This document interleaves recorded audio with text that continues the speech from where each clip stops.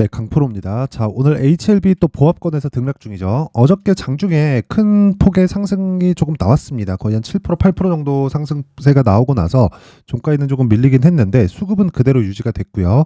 그리고 관련된 바이오 종목이 아니라 전체적으로 바이오 전체적인 이 훈풍이 조금 불고 있다. 근데 그건 그럴 수밖에 없는 게 올해 계속 이렇게 보면요. HLB 에 있는 뭐 개별적인 호재 그리고 FDA에 들어간 이 판매허가 신청도 그렇고요. 뭐 여러 가지 내용들이 많잖아요. 근데 그런 개별적인 호재보다 바이오 쪽으로 들어오는 수급이 그쵸 계속 확산될 수 있는 상황이 만들어지고 있습니다. 재료도 재료지만 시장 측면에서 보더라도요.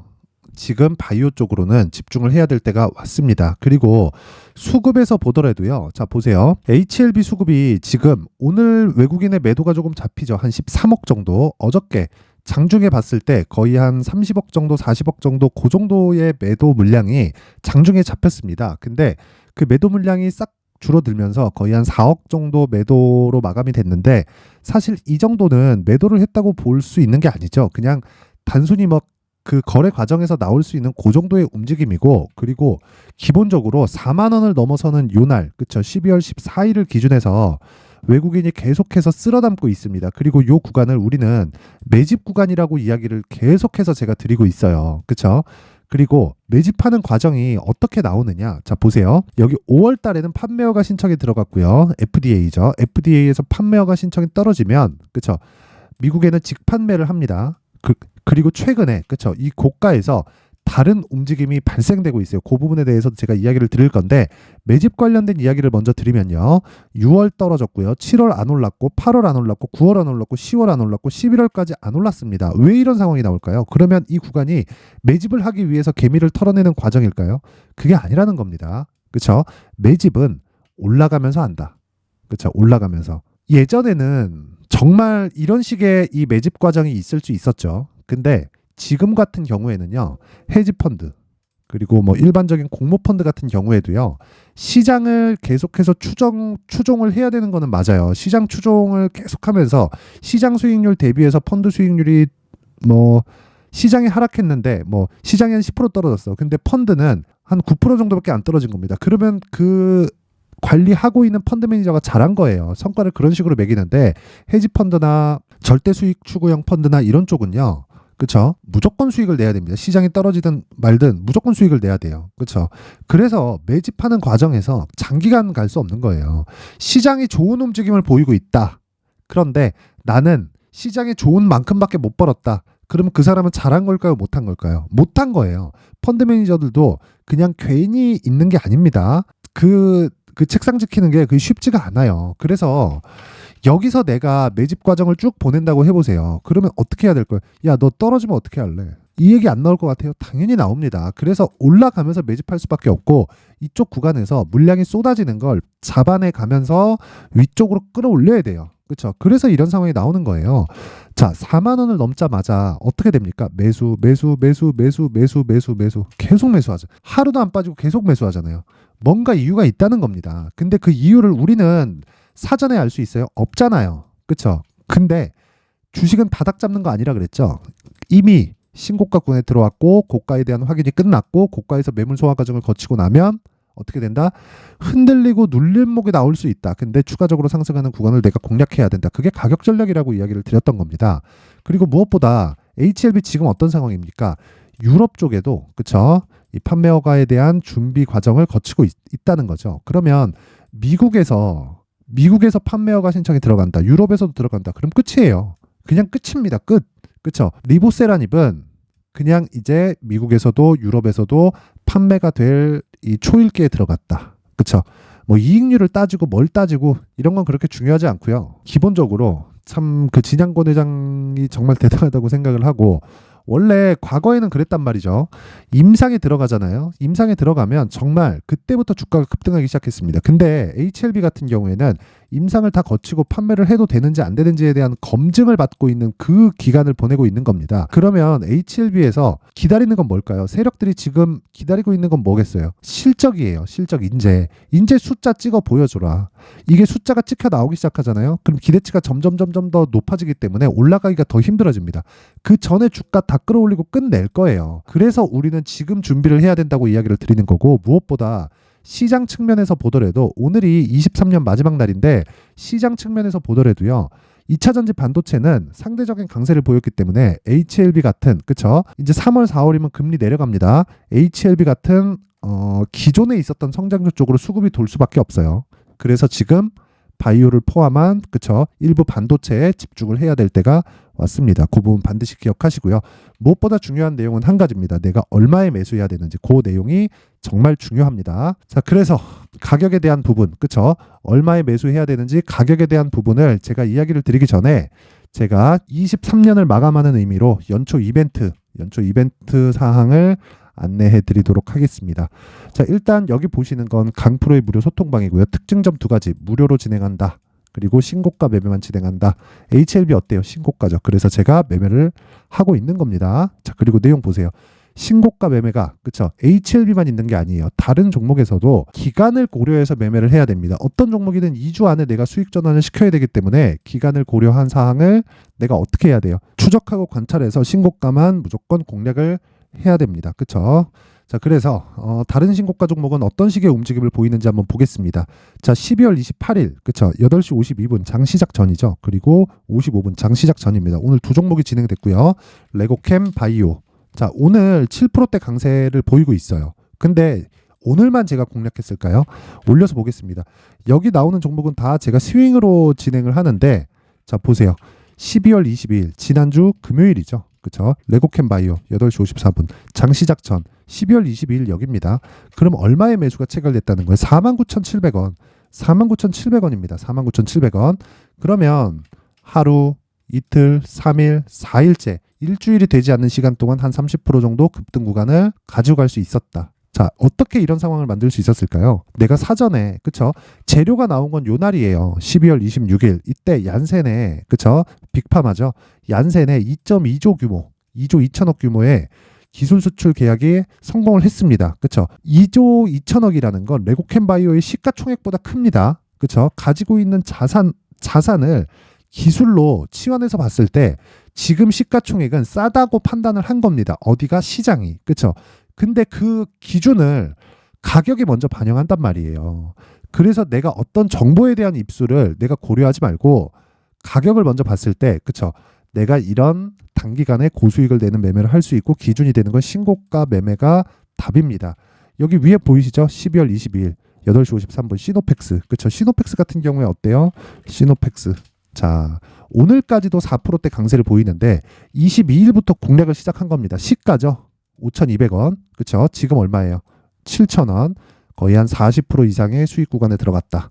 어떻게 이런 매매를 할 수 있을까요? 신고가 구간에 왜 먼저 가냐? 이 말씀을 계속 드리고 있는 겁니다. 항상 가격이 먼저 반영을 하고요. 가격이 반영하는 과정에서 우리는 2주 안에 수익을 전환시킬 수 있는 보유 전략까지 완성됐을 때 내가 장기간 수익을 볼 수 있는 수익 모델이 완성이 되는 겁니다. 그게 신고가 매매 전략의 핵심이고 그런 내용을 소통방에서 진행을 하고 있습니다. 올려봐도 그쵸? 항상 신고가 매매만을 진행한다. LS전선, 아시아, 테크윙 그쵸? 쭉 봐도 한익스프레스, 시노펙스 계속 공략했었던 거 보이죠?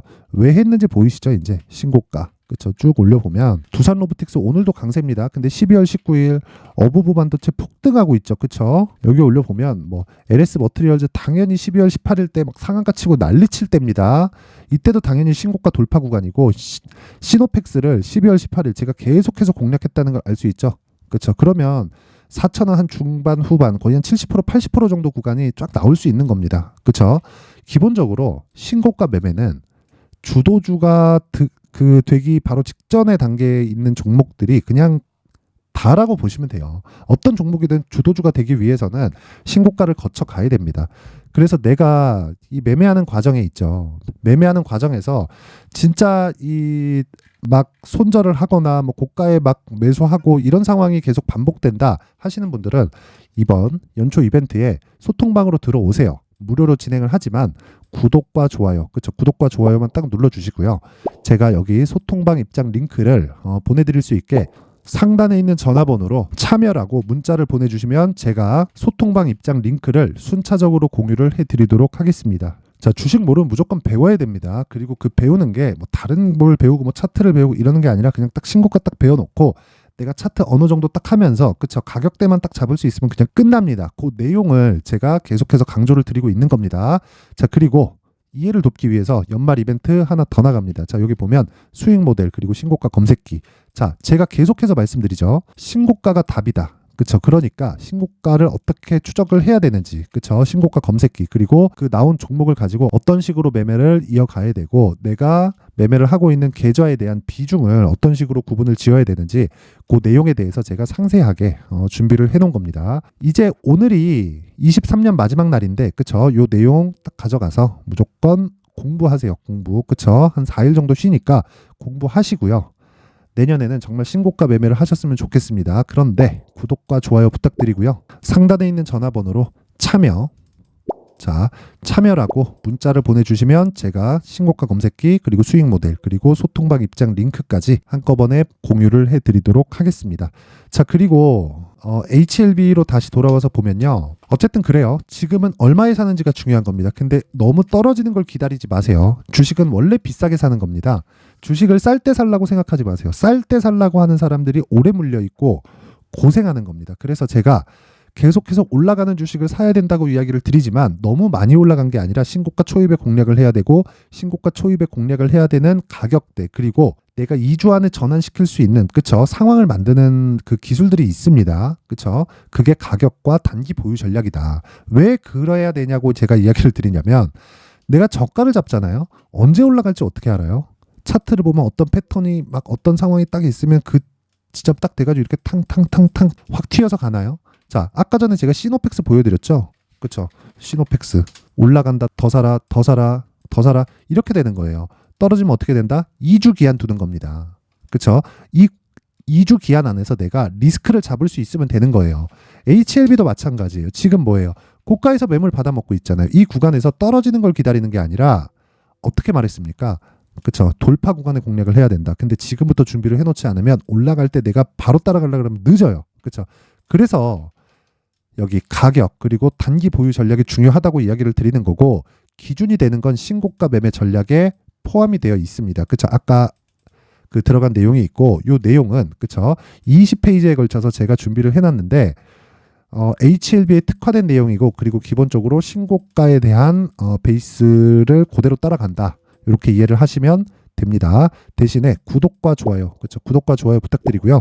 상단에 있는 전화번호로 숫자 3이라고 문자를 보내주시면 제가 HLB의 가격 그리고 단기 보유 전략을 공유해드리도록 하겠습니다.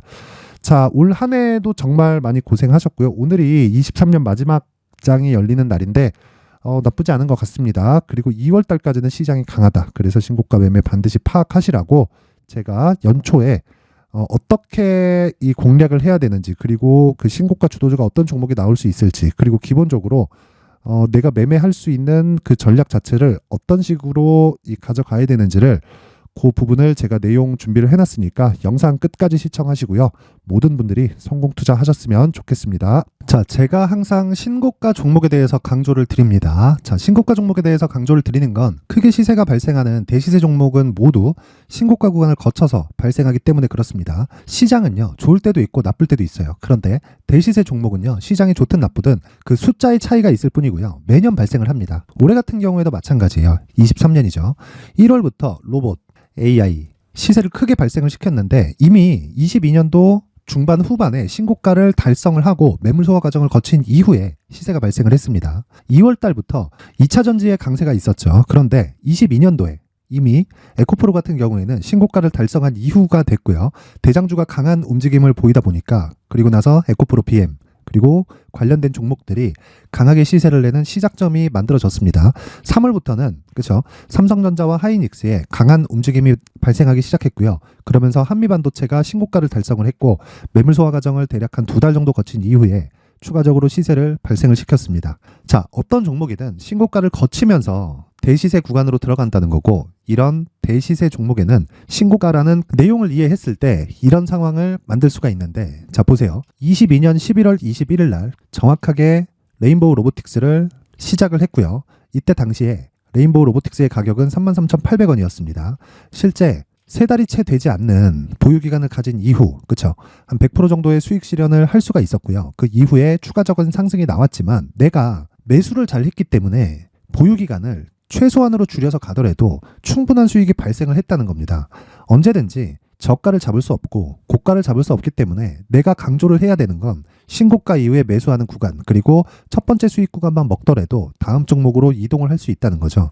실제 그리고 나서 3월 달에 반도체 종목에 대해서 계속해서 제가 강조를 드렸었고, 그런 이후에 매물 소화 과정을 거치고 5월 달부터 반도체 공략을 시작한 결과, 그쵸? 3달이 채 되지 않아서 ISC 그리고 한미 반도체까지 100%에 달하는 수익 실현에 성공을 했습니다. 그래서 계속해서 강조를 드리는 거예요. 시장은요, 좋을 때도 있고 나쁠 때도 있어요. 그런데 대시세 종목은 숫자의 차이가 있을 뿐이고요. 매년 발생을 한다는 거고 분기별로 나오게 됩니다. 물론 이런 종목을 모두 다 잡을 수는 없지만 지금 같은 경우에는요, 2가지 내용으로 구분이 가능합니다. 첫 번째, AI 반도체 쪽으로 들어가야 되고요. 그리고 또 한 가지, 내년 4월에 있을 총선 테마가 지금부터 준비되어 있어야 된다는 거죠. 물론 이 두 종목 모두 신고가 종목에 있는 종목을 공략해야 되기 때문에 신고가 구간에서 매매를 해야 된다는 건 어떤 상황에서든 불변의 진리라고 보시면 됩니다. 자, 그래서 제가 AI 반도체 관련된 종목들은 강프로의 소통방에서 같이 공개를 하도록 하겠고요. 4월 달에 있을 총선을 대비한 대시세 종목은요, 이렇게 준비를 해왔습니다. 자, 내용을 한번 보시면, 그쵸? 큰 폭의 하락을 거친 이후에 장기간 횡보 구간을 거쳤고, 그리고 최근에 들어서 신고가를 만들어냈죠. 이후에 추가적으로 상승이 나오는 구간을 만들기 위해서 눌림목 구간에 있는 그런 상황이고요. 지금은 매집 구간에 있다고 보시면 됩니다.